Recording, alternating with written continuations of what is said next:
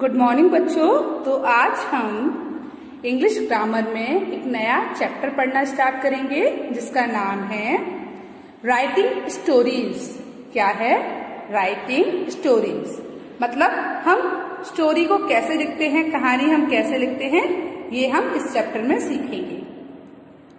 Reading and writing skill मतलब इस ऐसे चैप्टर्स को पढ़कर हम अपनी रीडिंग स्किल मतलब हम पढ़ना अच्छा सीख सकते हैं और राइटिंग स्किल को भी अच्छा कर सकते हैं। पढ़ना और लिखना हम अच्छे से सीख सकते हैं। तो आज मैं आपको सिखाऊंगी स्टोरी राइटिंग मतलब स्टोरी को हम कैसे लिखते हैं, राइटिंग स्टोरी। तो आज आप क्या पढ़ने वाले हो? आज आप चैप्टर 17 राइटिंग स्टोरीज पढ़ने वाले हो जिसमें हम स्टोरी बनाना सीखेंगे। ओके, तो चलिए स्टार्ट कर देते हैं।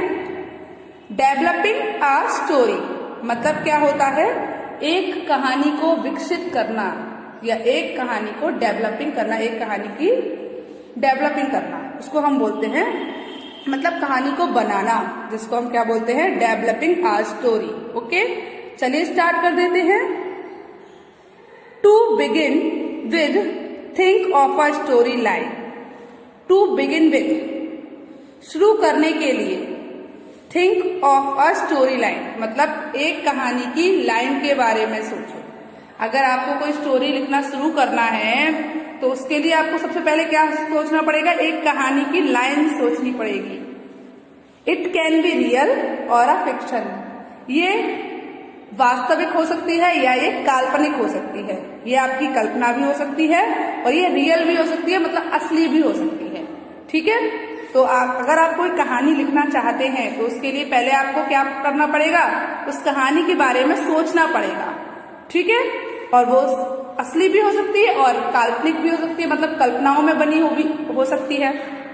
ठीक है, चलिए आगे देखते हैं। तो the plot is important. If the story is about mister onion describe his shape. मतलब क्या है? आपको प्लॉट बनाना पड़ता है मतलब किसी भी चीज को बनाने के लिए आप उसका एक कथानक चुनते हैं तो द प्लॉट इज इम्पोर्टेंट। किसी भी चीज को जब हम लिखते हैं तो उसको दिमाग में बनाना बहुत जरूरी होता है ना।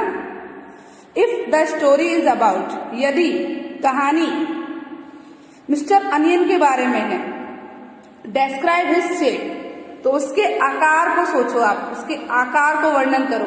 जैसे कि आप जानते हैं प्याज का आकार कैसा होता है। तो अब आपको क्या करना है?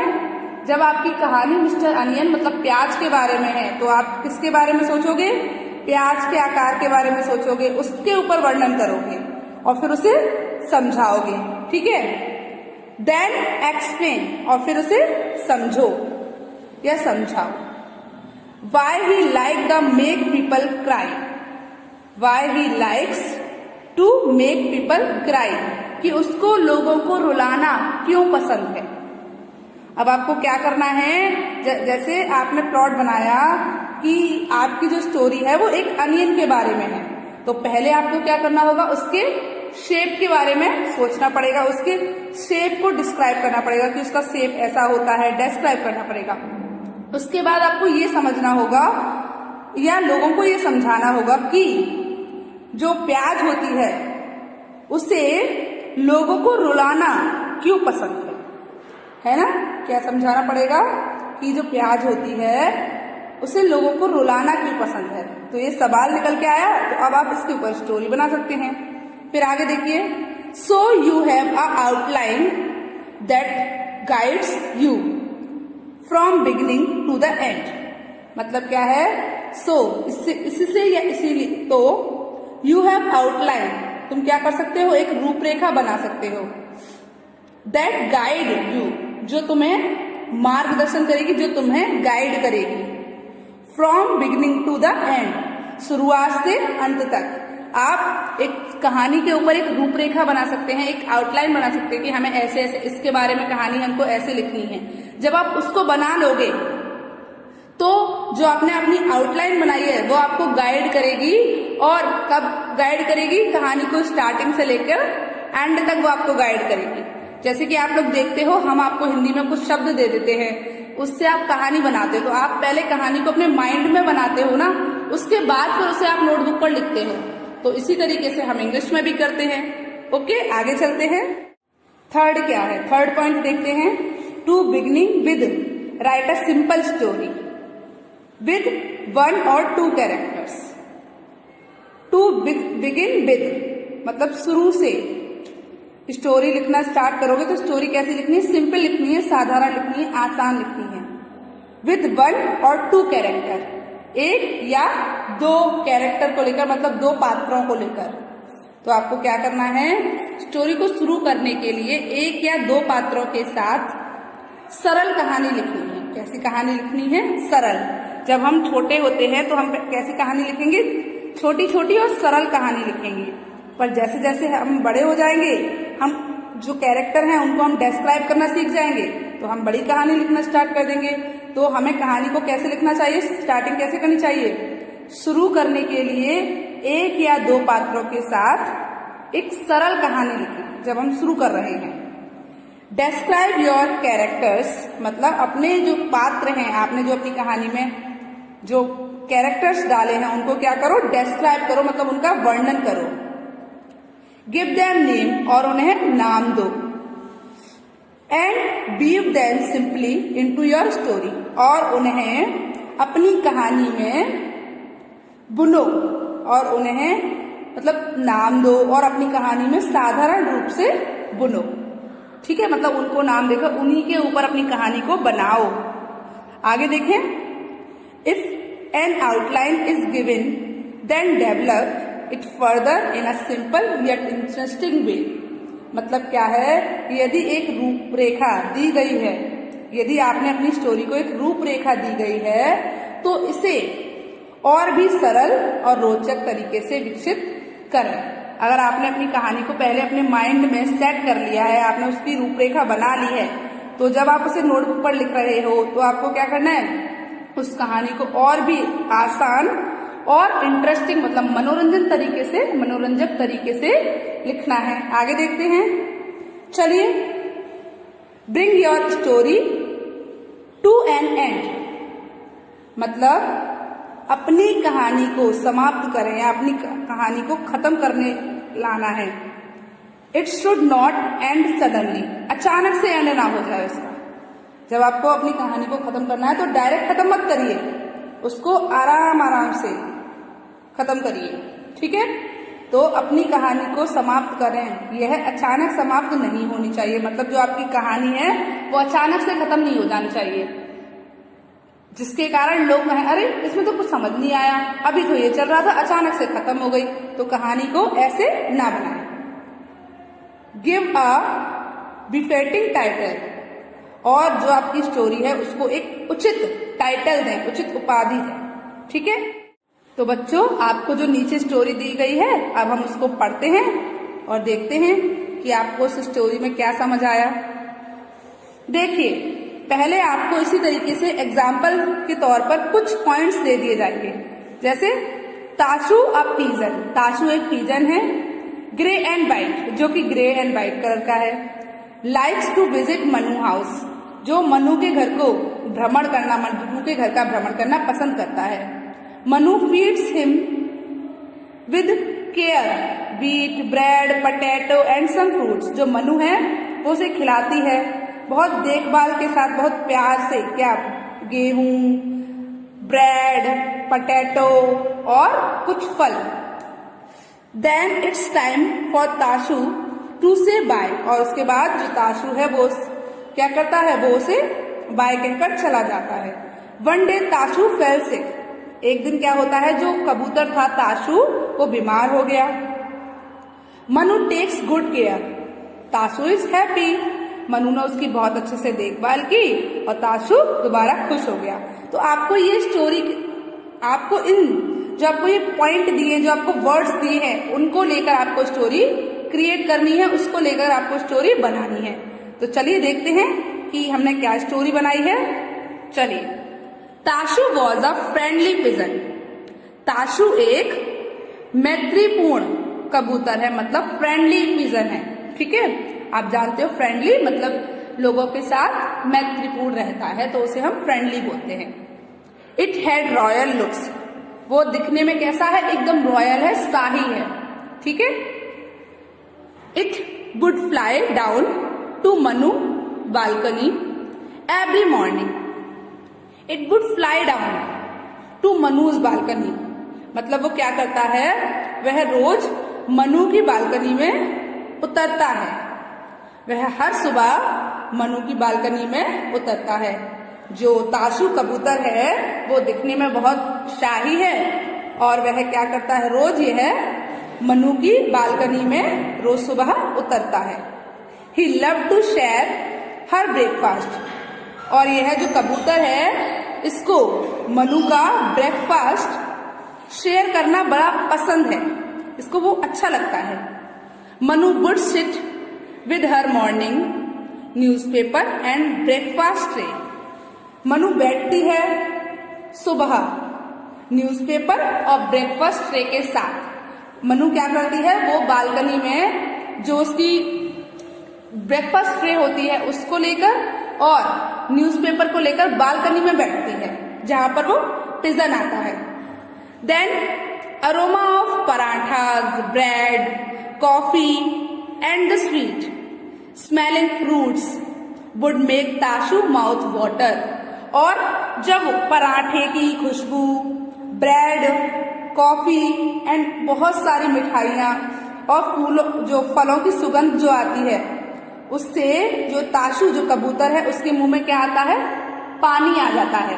कबूतर के मुंह में क्या आ जाता है बच्चों, पानी आ जाता है। Manu was use to his presence, मतलब क्या है, मनु को उसकी प्रेजेंस, मनु को उसकी उपस्थिति अच्छी लगती थी, उपयोग करती थी, वह उसके साथ बैठना पसंद करती थी। She would rock in her chair and talk to him, मतलब क्या हुआ, वह जो मनु थी वह अपनी चेयर पर बैठती थी, मतलब रॉक करती थी। कैसे, जो रोल होता है आपने देखा होगा, जो हिलने वाली जो चेयर होती है उस पर बैठती थी एंड उससे बातें करती थी। गुड मॉर्निंग ताशु, और उसको गुड मॉर्निंग बोला। हाउ आर यू, आप कैसे हो, ठीक है। He would reply with a throaty sound, आपने देखा है कि जो पिजन होता है उसकी आवाज बहुत अच्छी नहीं होती है, तो पिजन ने रिप्लाई किया, he would reply with throaty sound, कर्कश आवाज में। कैसी आवाज में, पिजन ने कैसी आवाज में रिप्लाई किया, कर्कश आवाज में। गुटरगू, क्या बोला पिजन ने, गुटरगू। Manu would turn around and give him a piece of brown bread, Manu पीछे मुड़ी और उसने उसे एक ब्राउन ब्रेड का टुकड़ा दिया। Which was sometimes salty and other times sweet, तो जो कि कभी कभी तो मीठा होता था और कभी कभी नमकीन होता था। मनु ने उसे एक ब्रेड का टुकड़ा दिया, ब्राउन ब्रेड का टुकड़ा दिया, जो कभी कभी तो मीठा लगता था और कभी कभी नमकीन लगता था। Slowly he would move forward and perch on, he would move forward, मतलब वो थोड़ा आगे आता है, मूव होता है मतलब चलता है थोड़ा आगे की ओर, एंड पर्च ऑन, और बैठता है। आगे देखते हैं। He would move forward and perch on the arm of the rocking chair to her left. क्या होता है बच्चों कि जो कबूतर था, पिजन था, वो थोड़ा आगे आता है और उसकी जो रॉकिंग चेयर थी उसकी भुजा जो होती है, आर्म जो होती है, उस पर बाईं ओर बैठता है। कहाँ पर बैठ जाता है, उसकी जो चेयर थी, रॉकिंग चेयर थी, उसकी बाईं आर्म पर, ऑन हर लेफ्ट, मतलब उसकी लेफ्ट, मतलब उसके बाएं साइड बैठ जाता है, ठीक है। कहाँ पर, चेयर की आर्म पर, जो चेयर की भुजा जो होती है उस पर। आपने देखा है चेयर में दो है ना ऐसे करके हाथ रखने के लिए लगे होते, तो वहां पर वो पिजन बैठ जाता है। It was good fun, it was good fun, यह बड़ा मजा आता है, उसे बड़ा मजेदार लगता है, यह बड़ा अच्छा लगता है उसे। The chair would rock him and fro, जो chair would rock him to and fro, chair उसे क्या करती है, उसे हिलाती है, रॉक करती है, ठीक है। चलिए आगे देखते हैं। One day the pigeon was not well. एक दिन पिजन मतलब ताशु अच्छा नहीं होता, बीमार हो जाता है, वेल नहीं होता, स्वस्थ नहीं होता। But still he flew down to meet Manu, लेकिन फिर भी वह मनु से मिलने के लिए नीचे आ जाता है। मतलब एक दिन उसका स्वास्थ्य अच्छा नहीं होता, लेकिन फिर भी वो मनु से मिलने के लिए नीचे आ जाता है। She greeted him an usual but he refused to eat anything. वह हमेशा की तरह जैसे हमेशा आता था, आमतौर पर जैसे उसे ग्रीटेड करता था कि गुड मॉर्निंग, उसी तरीके से करती है Manu. But he refused to eat anything, लेकिन वह कुछ भी खाने के लिए तैयार नहीं होता है, लेकिन वो कुछ भी खाता नहीं है। मनु वॉज वरिड, मनु चिंता में हो जाती है कि ऐसा क्या हुआ, ये कुछ खा नहीं रहा है। She took him to a doctor, तो वह उसे डॉक्टर के पास लेकर जाती है, ठीक है। And Tashu was treated like a prince, और ताशु को कैसा ट्रीट होता है, जैसे एक प्रिंस हो, राजकुमार हो। It took him a while to be fine again, और वो क्या होता है, वो बाद में फिर से बिल्कुल फाइन हो जाता है, दोबारा से एकदम ठीक हो जाता है। He took him a while to be fine again, यह उसे लाती है क्या कर, जब तक वो बिल्कुल ठीक ना हो जाता है, ठीक है। Manu took good care of him, जब तक वह ठीक नहीं हो जाता उसकी केयर करती है, उसकी अच्छे से देखभाल करती है। And then Tashu was set free, और तब ताशु कैसा हो जाता है, बिल्कुल फ्री हो जाता है, अच्छा हो जाता है। Once again he was fine and flew down to Manu balcony, एक बार फिर वह जब ठीक हो जाता है उसके बाद फिर से मनु की बालकनी में उड़कर नीचे आता है। She picked him up and hugged him, वह उसे गले लगाती है और उसे पकड़ लेती है, उठा लेती है। It was a feast mangoes, और उसे वो मैंगोज देती है, पटेटोज देती है एंड नट्स देती है। ताशु लव्ड मनु, मतलब ताशु को मनु पसंद थी। तो बच्चों, आपको ये स्टोरी समझ आई कि एक पिजन था ताशु और एक लड़की थी मनु। ताशु हमेशा मनु की बालकनी पर आकर बैठता था, मनु उसे खाना खिलाती थी, जो भी उसके पास होता था उसे वो खिलाती थी और प्यार करती थी। ये हमेशा चलता रहता था, वो उसकी रॉकिंग चेयर पर आकर बैठ जाता था, वो उसको रॉक करती थी, ऐसा चलता था। लेकिन एक बार ताशु बीमार हो गया, तब मनु ने क्या किया, उसको डॉक्टर को दिखाया, और जब तक वो ठीक नहीं हुआ उसकी अच्छे से देखभाल की, और फिर ताशु ठीक हो गया, और फिर से ताशु मनु को वैसे ही प्यार करने लगा, उसकी बालकनी में आकर बैठने लगा, और वो उसे अच्छा खिलाने लगी, पटेटोज, मैंगोज, नट्स, ठीक है। तो आपको ये स्टोरी समझ आई, जैसे हमने ये स्टोरी बनाई है वैसे ही आपको नीचे और भी स्टोरीज दी गई हैं। Developing the following outlines into story, आपको यहाँ पर कुछ स्टोरीज की भूमिका मतलब रूपरेखा बनाकर दी गई है, आउटलाइंस बनाकर दी हैं, आपको उनसे एक एक स्टोरी बनानी है। तो बच्चों, अगली वीडियो में हम इनसे स्टोरी बनाना सीखेंगे। ओके, तो आज के लिए बस इतना ही। चलिए, गुड बाय।